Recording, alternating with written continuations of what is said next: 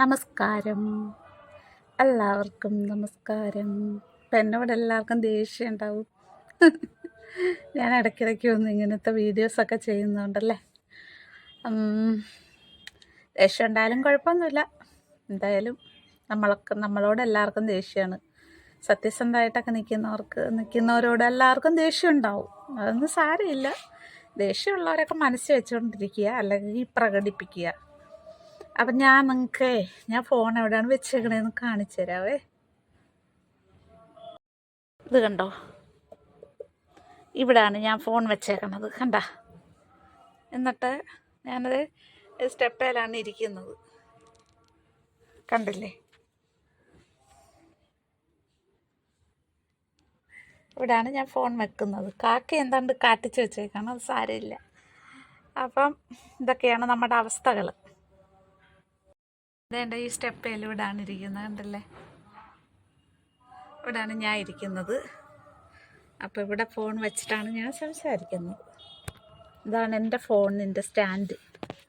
ഏറ്റവും വില കൂടിയ സ്റ്റാൻഡാണ്. താഴെ വീണ് കഴിഞ്ഞാൽ പൊട്ടും. അപ്പോൾ എല്ലാവർക്കും പുതിയൊരു വീഡിയോയിലേക്ക് സ്വാഗതം. അപ്പോൾ എന്തൊക്കെയുണ്ട് വിശേഷങ്ങളൊക്കെ? എല്ലാവരും സുഖമായിട്ടൊക്കെ ഇരിക്കുന്നുണ്ടല്ലോ അല്ലേ? അപ്പോൾ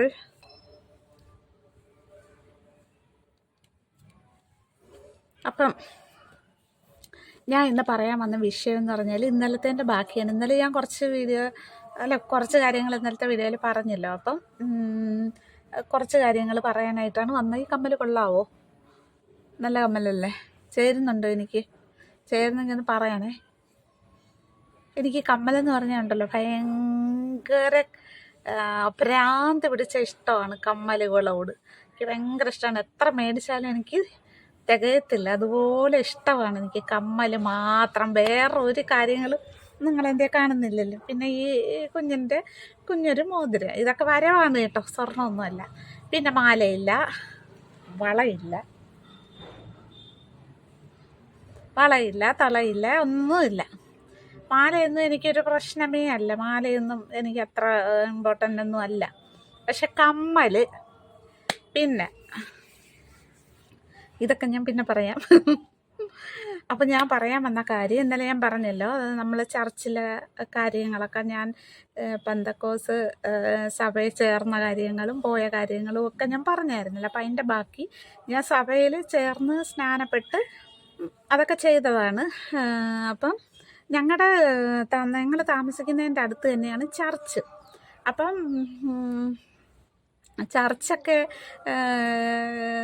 നോക്കുന്നത് ഞാനാണ് കേട്ടോ.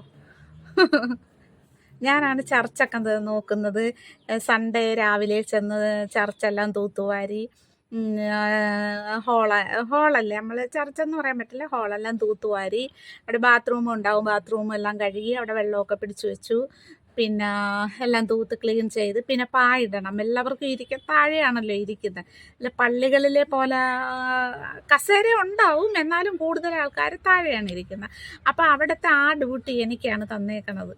അപ്പോൾ അത് രാവിലെ ചെന്നിട്ട് ഞാനാണ് അതെല്ലാം ചെയ്യുന്നത്. ഞാൻ ചെയ്തില്ലെങ്കിൽ മോൻ പോയി ചെയ്യും. മോൻ പിന്നെ അങ്ങനെ പോകത്തില്ല. എന്ന് വെച്ചാൽ അവന് രാവിലെ ഉറങ്ങണം. അവൻ രാത്രി ഒരുപാട് ലേറ്റായിട്ടൊക്കെയാണ് വരുന്നത്. ജോലി കഴിഞ്ഞിട്ട് ഒരുപാട് ലേറ്റായിട്ടാണ് വരുന്നത്. അപ്പോൾ അതുകൊണ്ട് തന്നെ രാവിലെ അവനെ എഴുന്നേക്കാൻ ഭയങ്കര പാടാണ്. അപ്പോൾ എഴുന്നേക്കാനൊക്കെ അവന് രാവിലെ എഴുന്നേക്കണ കാര്യം ഭയങ്കര ബുദ്ധിമുട്ടാണ്. എന്ന് വെച്ചാൽ കിടക്കുന്നത് അത്ര ലേറ്റായിട്ടാണ് അവൻ ജോലി കഴിഞ്ഞ് വന്ന് കിടക്കുന്നത്. അപ്പോൾ അങ്ങനെ ആയതുകൊണ്ട് ഞാൻ തന്നെ രാവിലെ അങ്ങ് പോയി പായൊക്കെ ഇട്ട് റെഡിയാക്കും. എന്നിട്ട് ഞാൻ പോയി, തൊട്ടടുത്ത് തന്നെയാണ് കേട്ടോ, റോഡ് ക്രോസ് ചെയ്യണം. അപ്പുറമായിട്ടാണ് നമ്മൾ താമസിച്ച ബിൽഡിങ്ങും ചർച്ചുമായിട്ട്. ചർച്ചല്ല, ചർച്ചെന്നാണ് പറയുന്നതെങ്കിലും. അപ്പം അതങ്ങനെ അങ്ങ് പോയി. അപ്പം എല്ലാ സൺഡേയിലും ഞാനാണ് പോകുന്നത്. അപ്പോൾ എല്ലാം റെഡിയായി അങ്ങനെ ഇങ്ങനെ പൊയ്ക്കൊണ്ടിരിക്കുമായിരുന്നു കേട്ടോ. അങ്ങനെ കുറേ നാളൊക്കെ നമ്മൾ അങ്ങനെ തന്നെ പോയി, നല്ല ഇതിലൊക്കെ പോയി, നല്ലപോലെ നമ്മൾ ആത്മീയമായിട്ടൊക്കെ നന്നായിട്ട്, ഞാനായാലും മോനായാലും നല്ലതായിട്ട് ഞങ്ങൾ നിൽക്കുമായിരുന്നു. അപ്പം തന്നെ പിന്നെ ചെറിയ ചെറിയ കാര്യങ്ങൾ പറഞ്ഞ് ഞങ്ങളെ ഇതാക്കാൻ തുടങ്ങി. എന്ന് വെച്ചാൽ നമ്മുടെ അവസ്ഥകൾ മനസ്സിലാക്കാതാണ് പുള്ളി, ഈ പാസ്റ്റർ എന്ന് പറയണ ഒരു പാസ്റ്റർ എന്ന് പറയണ വ്യക്തി ഓരോ കാര്യങ്ങൾ നമ്മളോട് പറയുന്നത്. നമ്മുടെ അവസ്ഥകൾ മനസ്സിലാക്കുന്നില്ല. അവർക്ക് അവരുടെ ചർച്ചിൽ നമ്മൾ സമയത്ത് ചെല്ലണം. ലേറ്റായി ഒരു 5 മിനിറ്റ് ലേറ്റ് ആവാൻ പറ്റത്തില്ല. പിന്നെ പിന്നെന്താണ് ലേറ്റ് ആവാൻ പറ്റത്തില്ല. അങ്ങനെ കുറേയേറെ കാര്യങ്ങളൊക്കെ നമ്മളോട് ഇങ്ങനെ ഇതാവും. അപ്പം ഞാനും ജോലിക്ക് പോകുന്ന ആളാണ്. എനിക്ക് ഞായറാഴ്ച മാത്രമാണ് എനിക്ക് പോവാത്ത ഒരു ദിവസം ഉള്ളത്. ഞാൻ രാവിലെ പോയി വൈകിട്ട് വരുന്ന ജോലിക്കാണ് ഞാൻ പോകുന്നത്. അപ്പോൾ അങ്ങനെയൊക്കെ ആകുമ്പോൾ നമുക്ക് ആകെ ഞായറാഴ്ചയാണ് ഒരു ദിവസമാണ് കിട്ടണം. അത് ഇങ്ങനെ ഉച്ചവരെ ചർച്ചിലങ്ങ് പോകും ആ സമയം. അത് മോനായാലും സൺഡേ പോവേണ്ട ജോലിയാണ്. ഞായറാഴ്ചയും കൂടി പോകണം. ഇത് കടയായിരുന്നു. അപ്പോൾ അവിടെ ബില്ലിങ്ങിലാണ് മോൻ്റെ ജോലി ചെയ്തുകൊണ്ടിരുന്നത്. അപ്പം അന്നേരം അവന് സൺഡേ ഉച്ച കഴിഞ്ഞ് ചർച്ച് കഴിഞ്ഞ് അവന് ഉച്ചയ്ക്ക് ശേഷം കടയിൽ പോകേണ്ടതാണ്. അപ്പം അങ്ങനെയെല്ലാം നമ്മൾ അഡ്ജസ്റ്റ് ചെയ്താണ് അവിടെ നിന്നുകൊണ്ടിരുന്നത്. നമ്മൾ ദൈവസന്നിധിയിലല്ലേ ദൈവത്തിന് വേണ്ടി നിൽക്കുന്നതാണ്. നമുക്ക് എന്തെങ്കിലുമൊക്കെ ഒരു ജീവിതത്തിൽ ഒരു എവിടെയെങ്കിലും ഒരു കച്ചിത്തുരുമ്പ് കിട്ടിയാലോ എന്ന് വിചാരിച്ച ജീവിതം ഒന്ന് നേരെയല്ല ഒരു പച്ച പിടിപ്പിക്കാൻ. എല്ലാവരും പറഞ്ഞു പെന്തക്കോസ്ത് വിശ്വാസത്തിൽ പോയാൽ നമുക്ക് എന്തൊക്കെയോ അങ്ങ് ഭയങ്കര അനുഗ്രഹമാണ്, ഭയങ്കരമായിട്ട് നമുക്ക് എല്ലാം നേടാം. പക്ഷേ ഞാനിപ്പം നിങ്ങളോട് പറയുകയാണ്, അതൊക്കെ വെറുതെയാണ്. ആരും അറിഞ്ഞോ അറിയാതെയോ പെന്തക്കോസ്ത് എന്ന് പറയുന്ന വിശ്വാസത്തിൽ പോയി ചാടരുത്. നിങ്ങൾ ദൈവത്തിൽ വിശ്വസിക്കുക. ഒരു സഭയല്ല നിങ്ങൾ വിശ്വസിക്കേണ്ടത്, ദൈവത്തെയാണ് നിങ്ങൾ വിശ്വസിക്കേണ്ടത്, അല്ല ഒരു സഭയൊന്നുമല്ല. അപ്പം ആരും അറിയാതെ പോവരുതെന്നാണ് എൻ്റെ ജീവിതം കൊണ്ട് ഞാൻ പഠിച്ചത്. ഒന്നുമില്ല അവിടെ, ഒന്നുമില്ല. നമുക്ക് നമ്മുടെ സമയങ്ങൾ വെറുതെ ഓരോന്നിനും വേണ്ടി നഷ്ടപ്പെടുത്തുക. പിന്നെ നമുക്ക് നമ്മുടെ ഹൃദയത്തിലാണ് ദൈവത്തെ വിളിക്കുന്നത്. അത് മറ്റുള്ളവർ കാണൊക്കെ കിടന്ന് അഭിനയിക്കാനും കണ്ണടച്ച് നിൽക്കണം, പിന്നെ അഭിനയിച്ച് നിൽക്കണം. പിന്നെ നമ്മൾ ഒരു വ്യക്തിക്ക് ഓരോ രീതികളുണ്ട് പ്രാർത്ഥനയ്ക്കും കാര്യങ്ങൾക്കും ഒക്കെ. അത് സഭയിൽ നിൽക്കുന്ന ദൈവദാസനെയോ അല്ലെങ്കിൽ പാസ്റ്ററെയോ അച്ഛന്മാരെയോ ഇതാക്കിയിട്ടല്ല നമ്മൾ നിൽക്കുന്നത്. നമ്മുടെ ഹൃദയത്തിൽ എങ്ങനെയോ നമുക്ക് പ്രാർത്ഥിക്കാൻ തോന്നുന്ന അങ്ങനെ നിന്ന് വേണ്ടേ നമ്മൾ പ്രാർത്ഥിക്കുക. ഇതങ്ങനെയല്ല. നമ്മൾ വെറുതെ കണ്ണടച്ച് നമ്മളെ ഹൃദയത്തിൽ ദൈവത്തോട് പ്രാർത്ഥിച്ചാലും അത് പ്രാർത്ഥന തന്നെയല്ലേ. ഇതങ്ങനെയല്ല. നമ്മൾ അവർക്ക് വേണ്ടി അഭിനയിക്കണം. എന്ന് വെച്ചാൽ നമ്മൾ കൈയടിച്ച് പാട്ട് പാടി കിടന്ന് ആടി തുള്ളി മറിഞ്ഞ് കണ്ടിട്ടില്ലേ. അപ്പം പെന്തക്കോസ്ത് വിശ്വാസത്തിൽ ആൾക്കാരെ കിടന്ന് കാണിക്കുന്നത് എങ്ങനെയാണെന്ന്. നമുക്ക് ആദ്യമൊക്കെ ഭയങ്കര നാണക്കേടായിരുന്നു. സത്യം പറഞ്ഞു കഴിഞ്ഞാൽ അലറാനും വിളിക്കാനും ഒക്കെ ഭയങ്കര ചമ്മലായിരുന്നു. നമ്മളങ്ങനെയൊന്നും അലറിയൊന്നും വിളിച്ചിട്ടില്ല കേട്ടോ.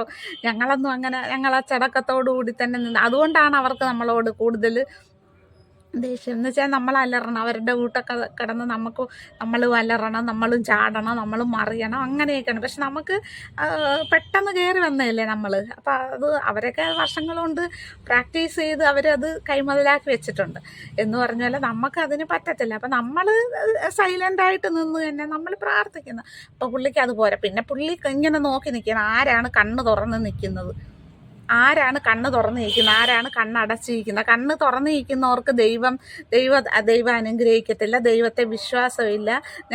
നമ്മൾ ദൈവത്തെ നിന്ദിക്കണം. എൻ്റെ മോനൊക്കെ ആണെങ്കിൽ അവൻ്റെ രീതിയിൽ നിന്നാണ് അവൻ പ്രാർത്ഥിക്കുന്നത്. കൊച്ചു പിള്ളേരല്ലേ, 10-20 ഒക്കെ വയസ്സുള്ള പിള്ളേരെടുത്ത് പ്രാർത്ഥിക്കണം ഇങ്ങനെയല്ലെന്ന് പറഞ്ഞ് ഇന്നത്തെ കാലത്ത് ഏത് പിള്ളേർ. എൻ്റെ മോനായതുകൊണ്ടാണ് അവിടെ അത്ര നാൾ പിടിച്ചു നിന്നത്.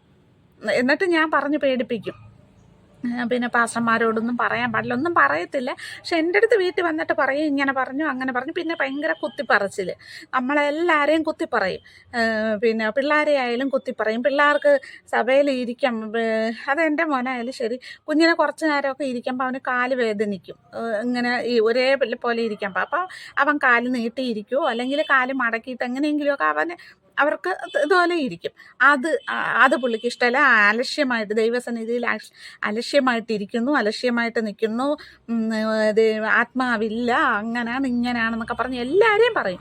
5 മിനിറ്റ് താമസിച്ച് വന്നാലേ അതിന് നമ്മൾ വെക്കണം. പിന്നെ നമുക്ക് ദൈവത്തോട് ഇഷ്ടമല്ല, അതുകൊണ്ടാണ് നിങ്ങൾ ദൈവസന്നിധിയിലേക്ക് നിങ്ങൾ കൂടുതലായിട്ട് വരാത്തതുകൊണ്ടാണ് നിങ്ങളെ ദൈവം അനുഗ്രഹിക്കാത്ത. പിന്നെ എൻ്റെ മേക്കപ്പ് കാര്യങ്ങൾ, ഞാനന്ന് ഒരു മേക്കപ്പ് ചെയ്യത്തില്ലായിരുന്നു. ഈ കമ്മലന്നും ഉണ്ട്, ഇന്നും ഉണ്ട്. അന്ന് ഞാൻ ഈ കഴുത്തേലൊന്നും ഒന്നും ഇടത്തില്ല. എന്ന് വെച്ചാൽ എനിക്ക് ഇടാനുള്ള പാങ്ങില്ലായിരുന്നു, അതുകൊണ്ട് ഇടത്തില്ല. ഇപ്പം പിന്നെ പാങ്ങുണ്ട്. എന്നാലും എനിക്കിഷ്ടമല്ല. എനിക്ക് കഴുത്തേൽ എപ്പോഴും എപ്പോഴും സ്വർണ്ണം അല്ലാത്തതൊന്നും എനിക്ക് ഇടാനും പറ്റത്തില്ല. എനിക്ക് അങ്ങനെ മാലകൾ ഗ്യാരണ്ടി വരവ് മാല ഇട്ടാൽ എൻ്റെ കഴുത്തൊക്കെ ചൊറിയും. അതുകൊണ്ട് ഞാൻ അന്നും ഇന്നും മാലയൊന്നും ഇടാതെ തന്നെ നടക്കുന്നത്. ഇപ്പം പിന്നെ എവിടെയെങ്കിലും പോകുമ്പോഴെങ്കിലും എന്തെങ്കിലും ഇച്ചിരി എടുത്ത് വെക്കും. അന്നൊന്നുമില്ല. ഈ കമ്മൽ അന്നും ഇന്നും ഒരു കമ്മലുണ്ട്. അപ്പം പുള്ളിക്ക് അതൊക്കെയാണ് എൻ്റെ അടുത്തുള്ളൊരു വൈരാഗ്യം. ഞാൻ ആഭരണങ്ങൾ ഉപേക്ഷിക്കാതെ ത്തോണ്ടാണ് ദൈവം അനുഗ്രഹിക്കാത്ത. അങ്ങനെ അങ്ങ് പിന്നെ നമ്മളൊരു ജോലിക്ക് പോണ വ്യക്തികളാണ്. നമുക്കത് എപ്പോഴും എല്ലാ ആഴ്ചയിലും എല്ലാ വീടുകളിലും പ്രാർത്ഥന വെച്ചിട്ടുണ്ട്. അതിന് നമ്മൾ പങ്കെടുക്കണം. അപ്പോൾ അതിന് പങ്കെടുത്തില്ലെങ്കിൽ പുള്ളിക്ക് അതിന് ദേഷ്യം. ഒരാഴ്ച നമ്മൾ വല്ലയിടത്തും പോയെന്നെങ്കിൽ നമുക്ക് 10 പൈസ, നമ്മൾ അധ്വാനിച്ചതിൽ 10 പൈസ നമുക്ക് എടുക്കാൻ പറ്റും. അപ്പം അതൊക്കെ അറിഞ്ഞു വെച്ചിട്ടാണ് അവർ ഈ പറയുന്നത്. എല്ലാ ആഴ്ചയിലും എല്ലാ വീടുകളിലും പ്രാർത്ഥനയാണ്. നമ്മുടെ വീട്ടിൽ പ്രാർത്ഥന വയ്ക്കണം. അതൊക്കെ നമ്മൾ ചെയ്തുകൊണ്ടിരുന്ന ആൾക്കാർ തന്നെയാണ്. എത്ര സമയമില്ലെങ്കിലും പ്രാർത്ഥനയ്ക്ക് പോകാൻ പറ്റുന്നിടത്തൊക്കെ നമ്മൾ പ്രാർത്ഥനയ്ക്ക് പോവും. ഞങ്ങളുടെ വീട്ടിൽ വെക്കാൻ പറ്റുന്ന സമയത്തൊക്കെ നമ്മൾ വെക്കുകയോ എടുക്കുകയോ എല്ലാം ചെയ്തുകൊണ്ടിരുന്നത് തന്നെ. പക്ഷേ ഇവരുടെ ഹറാസ്മെൻറ്റ് നമുക്ക് ഭയങ്കര ബുദ്ധിമുട്ടായിരുന്നു. എന്നുവെച്ചാൽ നമ്മുടെ കുറ്റം മറ്റുള്ളവരോട് പറയുക. പിന്നെ ഞാനാണ് അവിടെ ചർച്ചിൽ ഒന്നുമില്ലാത്ത ഒരു പാവപ്പെട്ട ഒരു കുടുംബം എന്ന് പറയാം. ഞാനും എൻ്റെ മോനുമാണ്. എന്ന് വെച്ചിട്ട് നമ്മൾ ആരുടേന്നും ഒന്നും മേടിച്ചിട്ടില്ല. പിന്നെ അവിടെ സ്തോത്ര കാഴ്ച, പിന്നെ മാസം തോറുമുള്ള ദശാംശം എന്നൊക്കെ പറഞ്ഞാൽ അതിലൊന്നും ഞങ്ങൾ എന്തെങ്കിലും ഞങ്ങളുടെ ജീവിതത്തിൽ മുടക്ക് വന്നാൽ ഈ കാര്യങ്ങളൊന്നും ഞങ്ങൾ മുടക്കിയിട്ടില്ല. ദൈവസന്നിധിയിലല്ലേ, ദൈവത്തിന് വേണ്ടിയല്ലേ, നമുക്കിപ്പോൾ അതിന് ഇരട്ടി തിരിച്ച് കിട്ടും, ദൈവത്തിൽ നിന്ന് കിട്ടുമെന്നും വെച്ചിട്ടാണ് നമ്മളിതൊക്കെ ചെയ്തുകൊണ്ടിരുന്നത്. പക്ഷെ പിന്നെ എനിക്കെല്ലാം മനസ്സിലായി തുടങ്ങി. ഇതൊന്നുമല്ല വിശ്വാസം, ഇതൊന്നുമല്ല ദൈവം നമ്മളെ അനുഗ്രഹിക്കുന്നത്. നമുക്കുണ്ടെങ്കിൽ അത് അനുഗ്രഹം. നമുക്ക് കാശുണ്ടോ അത് നമുക്ക് അനുഗ്രഹം. അല്ലാതെ പിന്നെ ദൈവം തമ്പുരാൻ വിചാരിക്കണം നമ്മളെ ജീവിതം അനുഗ്രഹിക്കപ്പെടണമോ അനുഗ്രഹിക്കപ്പെടാതിരിക്കണോ എന്ന്. അല്ലാതെ ഒരു വ്യക്തിയോ ഒരു പാസ്റ്ററോ ഒരു പള്ളിയിലച്ഛനോ അല്ലെങ്കിൽ ഒരു പൂജാരിയോ ഒന്നും പറഞ്ഞിട്ടല്ല നമ്മളെ ജീവിതങ്ങൾ അനുഗ്രഹിക്കപ്പെടാതിരിക്കണം. ദൈവം വിചാരിച്ചാൽ നമ്മളെ നാളെ ഉയർത്താൻ കഴിയും. ദൈവം വിചാരിച്ചാൽ നാളെ നമ്മളെ താഴ്ത്താനും കഴിയും. ഇല്ലേ? അങ്ങനെയല്ലേ? അപ്പം അവിടെ നിന്ന് ഒരുപാട് അനുഭവങ്ങൾ, ഒരുപാട് മാനസികമായിട്ട് നമ്മളെ വിഷമിപ്പിച്ചിട്ടുണ്ട്. നമ്മുടെ സാഹചര്യങ്ങൾ അറിഞ്ഞിട്ട്. ഞാനൊക്കെയെന്ന് പറഞ്ഞാൽ എൻ്റെ സഭയിലെ ആ പാസ്റ്ററിനെയൊക്കെ ഞാൻ എൻ്റെ ദൈവത്തെ പോലാണ് കരുതിയത്. എന്ന് വെച്ചാൽ ഞാൻ എൻ്റെ മോനോട് പോലും, അവനാണെങ്കിൽ എപ്പോഴും പാസ്റ്റർ ഇങ്ങനെയൊക്കെ ഓരോന്ന് കുത്തി പറയുമ്പോൾ അവന് ഭയങ്കര വിഷമമാണ്. അവൻ വന്ന് എൻ്റെ അടുത്ത് പറയുകയൊക്കെ ചെയ്യും, എന്നോട് പറയും ഇങ്ങനെ പറഞ്ഞപ്പോൾ ഓരോന്ന് കുത്തുമ്പോഴത്തേന് എൻ്റെ അടുത്ത് വന്നിട്ട് ഇങ്ങനെയൊക്കെ പറയും. ഞാൻ പറഞ്ഞു പോട്ട് മോനെ, സാരമില്ല, പാസ്റ്ററല്ലേ പറയുന്നത്, അവരൊക്കെ വലിയ ദൈവത്തിൻ്റെ അടുത്ത് നിൽക്കുന്ന ആൾക്കാരെ അങ്ങനെയൊന്നും പറയരുത്, നമുക്ക് ദോഷമാണ്, നമുക്ക് ദൈവം നമ്മളെ കോപിക്കും, അങ്ങനെയൊന്നും പറയരുത്, ദോഷമാണെന്നൊക്കെ ഞാൻ പറഞ്ഞു. പിന്നെ അവൻ പറയും ഇനി ചർച്ചിൽ വരുന്നില്ല എന്നൊക്കെ പറയും. എങ്കിലും ഞാൻ എങ്ങനെയെങ്കിലുമൊക്കെ കാല് പിടിച്ചൊക്കെ അടുത്ത ആഴ്ച ഞാൻ കൊണ്ടുപോകുമ്പോൾ അങ്ങനെ പറയില്ല, നമ്മളെന്തായാലും ഇതിലിറങ്ങി തിരിച്ചില്ല, ഇനി നമുക്ക് പിന്മാറാൻ പറ്റത്തില്ല എന്നൊക്കെ പറഞ്ഞിട്ട് ഞാൻ പിന്നും കുഞ്ഞിനെ കൊണ്ടുപോകും.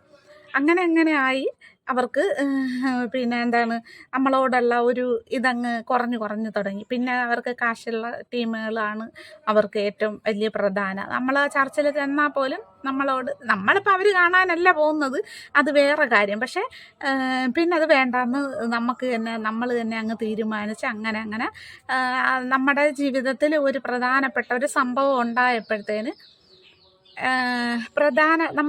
എൻ്റെ വീട്ടിൽ ഒരു പ്രധാനപ്പെട്ടൊരു സംഭവം ഉണ്ടായപ്പോഴത്തേന് അത് വന്ന് അതെന്താണെന്ന് ചോദിച്ച് മനസ്സിലാക്കേണ്ടതിന് പകരം അവിടെ നമ്മളെ ഒറ്റപ്പെടുത്തിയിട്ട് ഇനി നമ്മളുമായിട്ട് ഒരു ബന്ധമില്ല എന്ന് പറഞ്ഞ് ആ പാസ്റ്റർ അങ്ങ് ഒഴിഞ്ഞു പോവുമായിരുന്നു. പിന്നെ ഞങ്ങളുമായിട്ട് പുള്ളിയായിട്ട് ഒരു ബന്ധത്തിനും ഇല്ല.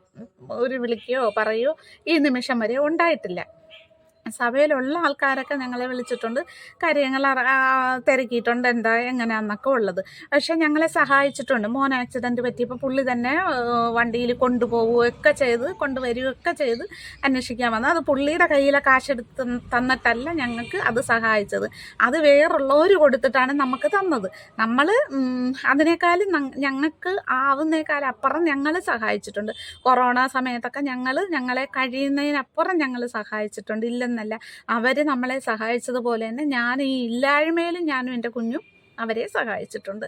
പിന്നെ അപ്പം അങ്ങനെയൊക്കെയാണ് ഓരോ കാര്യങ്ങൾ. പിന്നെ ഒരു ബന്ധക്കോസ്ത സഭയെന്ന് പറഞ്ഞാൽ അങ്ങോട്ടും ഇങ്ങോട്ടും കുറ്റം പറയുന്നതല്ല. ഇത് ഇപ്പം എൻ്റെ കുറ്റം വേറൊരാളിനോട് പറയും, വേറൊരാളിൻ്റെ കുറ്റം എന്നോട് പറയും. അതൊക്കെയാണ് അവിടെ നടക്കുന്നത്.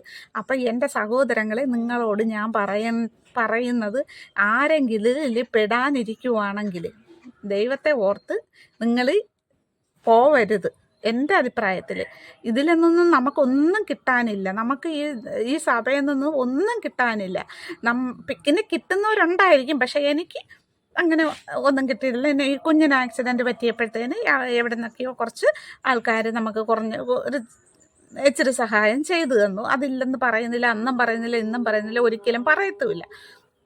അതല്ലാതെ നമ്മുടെ കയ്യിൽ നിന്ന് അങ്ങോട്ട് നമുക്ക് ഇല്ലാത്ത നേരം ഉണ്ടാക്കി നമ്മൾ അവിടെ പോകണം, ഇവിടെ പോകണം, പ്രാർത്ഥനയ്ക്ക് അവിടെ പോകണം, ഇവിടെ പോകണം, പിന്നെ കൺവെൻഷനുകൾ വരുമ്പോൾ അതിന് പോകണം, ഇതിന് പോകണം, ഇതിൽ ചേർന്ന് പോയാൽ ഉള്ള കുഴപ്പം ഇതാണ്. നമുക്ക് പോകാൻ പറ്റാത്ത സാഹചര്യങ്ങളിലും ഇവരിങ്ങനെ നമ്മളെ ഇത് മാനസികമായിട്ട് വിഷമിപ്പിച്ചുകൊണ്ടിരിക്കുകയെന്ന് വെച്ചാൽ നമ്മൾ പോയില്ലെങ്കിൽ നമുക്ക് എന്തുകൊണ്ട് അനുഭവം, നമ്മൾ ദൈവത്തോട് ഇഷ്ടമല്ല, അങ്ങനെയാണ് ഇങ്ങനെയാണെന്ന്. എന്തായാലും ഇപ്പം അതിൽ നിന്ന് പിന്മാറി നമുക്ക് ആ ഒരു പരാതിയിൽ നിന്ന് എന്തായാലും നമുക്ക് ഒരു ആശ്വാസമുണ്ട്. ഇപ്പം നമ്മൾ ഇരിക്കുന്നിടത്തിരുന്ന് നമ്മൾ ദൈവത്തെ വിളിച്ചാൽ മതി. അതിന് ഒരിടത്തും പോകണമെന്നില്ല, ഒരു സഭയിലും ചേരണമെന്നുമില്ല, ഒന്നുമില്ല. അപ്പോൾ പോകാനിരിക്കുന്നവരോട് നമ്മുടെ സമയവും കാര്യങ്ങളും നമ്മുടെ ജോലിയും ഒന്നും അവർക്ക് ബാധകമല്ല. അവർക്ക് അവരുടെ സഭയിൽ ചെല്ലണം, അവരുടെ കൂട്ടായ്മയിൽ കൂടണം, അവിടെ പ്രാർത്ഥനയ്ക്ക് വിളിക്കുമ്പോൾ പോകണം, ഇവിടെ പ്രാർത്ഥനയ്ക്ക് വിളിക്കുമ്പോൾ പോകണം. അതൊക്കെയാണ് അവരുടെ ആവശ്യം. നമ്മുടെ ആവശ്യങ്ങളൊന്നും അവർക്കൊരാവശ്യങ്ങളേ അല്ല. നമ്മളെങ്ങനെ കഴിയണമെന്ന് അതൊന്നും അറിയേണ്ട കാര്യവുമല്ല. അവർ പറയണത് ഇതാണ് ആവശ്യം. ദൈവത്തെ വിളിക്കുന്നതാണ് ഏറ്റവും വലിയ ആവശ്യം. ഇപ്പം ജോലി ചെയ്ത് 10 പൈസ നമ്മൾ ദൈവം കൊണ്ട് തരുമോ? ദൈവത്തെ വിളിക്കണം. നമുക്ക് ദൈവം ആരോഗ്യം തന്നേക്കണം, നമുക്ക് അധ്വാനിക്കാനാണ്. അല്ലാതെ ദൈവം അതിന് മേലെയും നമുക്ക് തരത്തില്ല. ദൈവം അതിനുള്ള വഴികളും വാതിലുകളും നമുക്ക് തുറന്നു തരും. അതിലേക്കൂടെ നമ്മൾ പോയി നമുക്ക് വേണ്ടുന്നത് നമ്മൾ ശേഖരിക്കുക. അതല്ലേ? അപ്പം അങ്ങനെയൊക്കെയാണ് കാര്യങ്ങൾ. നിങ്ങൾ ഒരിക്കലും പോയി ഇതിൽ നിന്നും ചാടി കൊടുക്കരുത്. ഇനിയെങ്കിലും ആൾക്കാർ അറിയുന്നുണ്ടല്ലോ. ഈ പാസ്റ്റർമാരെയൊക്കെ എന്ന് പറഞ്ഞാൽ ഞാൻ ദൈവത്തെ എന്ന് വെച്ചാൽ ദൈവം നമ്മുടെ മുന്നിൽ വന്ന് നിൽക്കുന്ന പോലെ ഇവർ വരുമ്പോൾ നമുക്ക് ഇവരെ കാണുമ്പോൾ ഉള്ള ബഹുമാനവും കാര്യങ്ങളും എല്ലാം ഇപ്പം എനിക്കൊന്നുമില്ല, ആരോടുമില്ല. വെച്ചാൽ ഞാൻ ഒരുപാട് കണ്ട് കേട്ട അനുഭവം നമുക്ക് ഉണ്ട്. അതുകൊണ്ട് ഇപ്പം എല്ലാ ഈ സഭകളിലിരിക്കുന്ന എല്ലാ ഉഡായിപ്പുകളും എല്ലാ തോന്നിയാസങ്ങളും അവർക്ക് പിന്നൊരു കാര്യം കൂടെ ഉണ്ട്. അവർക്ക് എന്ത് വേണമെങ്കിലും ചെയ്യാം, നമുക്കൊന്നും ചെയ്യരുത്. നമുക്കൊരു ഓണം ആഘോഷിക്കല്, ഒരു ക്രിസ്മസ് ആഘോഷിക്കല്, ഒരു കല്യാണം ആഘോഷിക്കല്, ഒരു ബർത്ത്ഡേ ആഘോഷിക്കല് ഒന്നും നമുക്കാവരുത്. നമ്മൾ വിശ്വാസികളായിട്ടിരിക്കണം. അവർക്ക് ഒന്നും ആവരുത്. അവർക്കെല്ലാം ആവാം. അവർക്ക് അവരെ കുഞ്ഞിൻ്റെ ബർത്ത്ഡേ, അവരെ കുഞ്ഞിൻ്റെ പിന്നെ മാമോദീസ, അവരെ കുഞ്ഞിൻ്റെ പിന്നെ അവരെ ഭാര്യയുടെ ബർത്ത്ഡേ ആഘോഷം, അവരുടെ വീടുകളിലെ കല്യാണ ആഘോഷം, അതിനൊക്കെ അവർക്ക് ഉടുത്തൊരുങ്ങി എല്ലാം നല്ല സെറ്റപ്പായി പോവാം. അവരുടെ പാസ്റ്റർമാരുടെ ഭാര്യമാർക്ക് നല്ല ഡ്രസ്സ് ഇടാം. നമ്മൾ വിശ്വാസികൾക്ക് അതൊന്നും പാടില്ല. ഫാഷനുള്ള ഡ്രസ്സോ കാര്യങ്ങളോ ഒന്നും നമുക്ക് പാടില്ല. എല്ലാം ചെയ്യാം, നമുക്കൊന്നും ചെയ്യില്ല. നമ്മൾ ചെയ്യുമ്പോൾ പറയും ഇത് വിശ്വാസ ജീവിതത്തിൽ ഇതൊക്കെ ദോഷമാണ്, ഇതൊന്നും ചെയ്യാൻ പാടില്ല, ഇതൊന്നും ഒരു പാട്ട് കേൾക്കാൻ പാടില്ല, ഒരു TV കാണാൻ പാടില്ല, ഒരു സിനിമ കാണാൻ പാടില്ല. ഇതൊക്കെയാണ് ഇവരുടെ. അതൊക്കെ ഉപേക്ഷിച്ച് നമ്മൾ അന്ന് തൊട്ടേ അതൊക്കെ നമ്മൾക്ക് ദോഷമാണെന്ന് പറഞ്ഞ്, ദോഷമല്ല നമുക്കറിയാം. എന്നാലും എനിക്ക് പിന്നെ അതിനോടൊന്നും താല്പര്യമില്ല. സീരിയല്, സിനിമ ഇതൊന്നും എനിക്ക് താല്പര്യമില്ലാത്ത കാര്യങ്ങളാണ്. ഇപ്പം എനിക്ക് താല്പര്യമില്ല. പണ്ടൊക്കെ കാണുമായിരുന്നില്ലെന്നല്ല, പക്ഷെ ഇപ്പം കുറേ നാളുകൊണ്ട് നമുക്ക് അതിനോടുള്ള മാനസികാവസ്ഥയിലൊന്നും അല്ല നമ്മളൊന്നും ജീവിക്കണം. സിനിമ കണ്ട് നടക്കാനുള്ള ഒരു മാനസികാവസ്ഥയൊന്നും അല്ല. അത് ഇതിൽ ചേർന്നുകൊണ്ടൊന്നും അല്ല കേട്ടോ. എനിക്കെന്തോ പൊതുവേ ഇപ്പം സിനിമ ഒന്നും കാണുന്നത് അത്ര ഇതില്ല. പക്ഷെ ഇവർ പറയുന്നത് അങ്ങനെയാണ്. പക്ഷെ ഇവരെ വീട്ടിൽ ഇവരെ ഭാര്യയും മക്കളും അതിൻ്റെ മുന്നിൽ നിന്ന് എഴുന്നേക്കാത്തവരാണ്. അപ്പം അങ്ങനെയുള്ളവരാണ് നമ്മളെ അതിൽ നിന്നൊക്കെ തെറ്റിച്ചുകൊണ്ട് പോകണം. അവർക്ക് എന്നിട്ടെല്ലാം കാണാം, ലോകത്തില്ലാത്ത തോന്നിയാസങ്ങൾ എല്ലാം ചെയ്യാം, എല്ലാം കാണാം, എല്ലാം കേൾക്കാം. നമുക്കിതൊന്നും പാടില്ല. നമുക്കും നമ്മുടെ കുഞ്ഞുങ്ങൾക്കൊന്നും ഇതൊന്നും പാടില്ല. അതൊക്കെയാണ് അവരുടെ രീതികൾ, കാര്യങ്ങൾ. അപ്പം ഇതിലൊന്നും പോയി ആരും അകപ്പെടരുത്. അകപ്പെട്ടവരുടെ അനുഭവമാണ് പറയുന്നത് കേട്ടോ. അതുകൊണ്ട് ഈ ചെറിയ ഉപദേശം ചെവിക്കൊള്ളണവർ കൊള്ളുക, ഇല്ലാത്തവർ തള്ളിക്കളയുക, ഉൾക്കൊള്ളുന്നവർ ഉൾക്കൊള്ളുക, അത്രയേ ഉള്ളൂ. പിന്നെ ഇനിയിപ്പോൾ ഇതിൻ്റെ പേരിൽ വല്ലവരും വന്ന് എന്നെ അടിക്കുമെന്ന് അറിയത്തില്ല. നമ്മുടെ കൊട്ടാരക്കര കിടന്ന് വട്ടം കറങ്ങുന്നുണ്ടല്ലോ, അവിടെയും ഞാൻ പോയതാ. ഇന്നലെ ഞാൻ പറഞ്ഞില്ലേ എവിടെ ഞാൻ പോയതാ പ്രാർത്ഥനയ്ക്ക് പോയതാ 2017 ന്യൂ ഇയർ പ്രാർത്ഥനയ്ക്ക്. നമ്മൾ പറഞ്ഞില്ലേ നമ്മളെവിടെ നിന്നാണ് നമുക്കൊരു ആശ്രയം ഒരു അഭയം കിട്ടുന്നതെന്ന് വിചാരിച്ച് പോയതാണ്. എങ്ങൊന്നും നമുക്ക് ഒന്നുമില്ല, അന്നും ഇന്നും നമ്മൾ കഷ്ടപ്പെട്ട് ജീവിക്കുന്നു. അപ്പം നമ്മൾ കഷ്ടപ്പെട്ടാൽ നമുക്കുണ്ട്, അത്രേ ഉള്ളൂ. പിന്നെ തമ്പുരാൻ അനുഗ്രഹിച്ച് നമുക്ക് എന്തെങ്കിലും തന്നാൽ അത് മതി. ഒന്നുമില്ലെങ്കിലും ദൈവം നമുക്ക് ആയുസ്സും ആരോഗ്യം തന്നാൽ നമുക്ക് അധ്വാനിച്ച് നമ്മുടെ ജീവൻ വരെ നമുക്ക് ജീവിതകാലം നമുക്ക് അധ്വാനിക്കാം. നമ്മളെ എന്താ പറയുക, നമ്മുടെ ആരോഗ്യം നഷ്ടപ്പെടുന്നവരെ നമുക്ക് അധ്വാനിക്കാം, അത്ര മാത്രമേ ഉള്ളൂ. അല്ല ഒരു സഭയിലും ഒന്നിലും ചെന്ന് ചാടിക്കൊടുക്കരുതേ സുഹൃത്തുക്കളെ. പ്രത്യേകിച്ച് പെന്തക്കോസ് സഭയിൽ ഒന്നുകൂടി പറയണം, പെന്തക്കോസിൽ പോലെ കള്ളന്മാരായ പാസ്റ്റർമാരൊന്നും കള്ളന്മാരേ ഉള്ളൂ. 100-ൽ ചിലത് മാത്രമേ ഉള്ളൂ നല്ലത് കേട്ടോ. ഇത് നമ്മൾ ഒരുപാട് കേട്ടിട്ടുള്ളത് കൊണ്ട് പറയുന്നതാണ്. അപ്പം എല്ലാവരും വീഡിയോ കണ്ടാൽ ഇഷ്ടപ്പെടുന്ന ലെങ്ത് കൂടിപ്പോയി ആരും പരാതി പറയല്ലേ. Okay, Tata, bye bye. Subscribe ചെയ്യുക, ലൈക്ക് ചെയ്യുക, കമൻറ്റ് ചെയ്യുക.